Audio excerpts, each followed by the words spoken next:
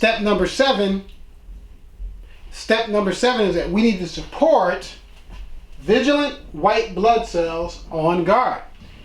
And as things go from the outside, air, viruses, bacteria, COVID-19, through the mask, through the slimy surfaces, the skin, through the snot, through the lymphatic barrier, and past the guarding white blood cells if they're not there for some reason, well, the body, in its wisdom, next has another group of cells that are vigilant. And these vigilant white blood cells are designed to notify the rest of the immune system that things are going really wrong. We talk about these vigilant cells in our other video, in two other videos, the COVID-19 vaccine video and the video on different types of white blood cells. One of those cells is called a dendritic cell.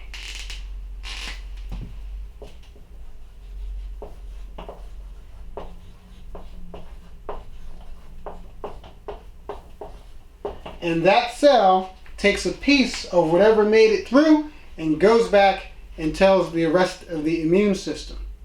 So what can you do to help your vigilant white blood cells? Well, let's talk about one of them, the dendritic cell. Step number 7 for you to do: consult your team.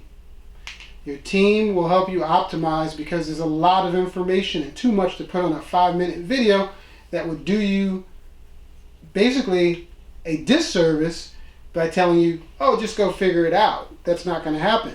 But what will happen is a qualified team will understand how to best optimize normal function of these cells. But what you can also do is you need to know what your vitamin D levels are. You should, when you have them evaluated by a healthcare provider, or there are services on the internet probably now that can give you a finger prick type vitamin D evaluation. Action step number 7.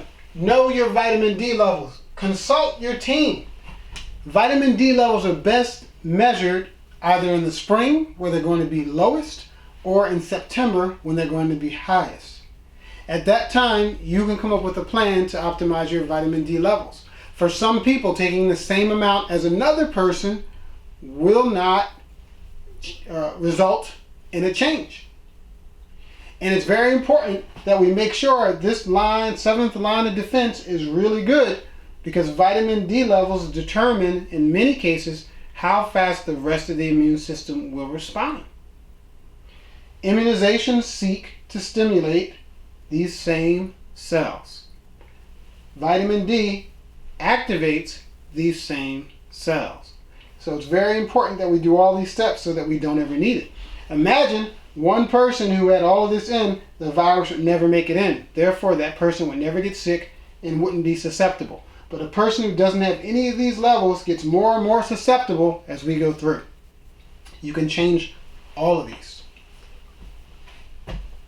So get your vitamin D levels managed or measured in the spring. Manage them by getting plenty of sunlight and sunshine and outdoor activity. And when that's not possible, make sure you supplement with a quality vitamin D supplement and measure the value to make sure that you're getting benefit.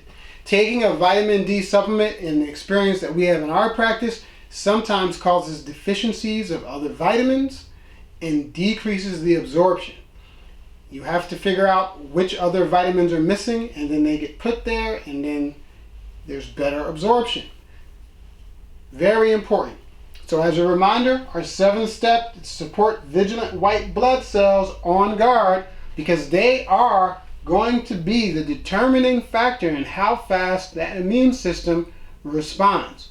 And what we know of science right now and how the body works tells us that we can activate these cells with the use of vitamin D in the right amount at the right time.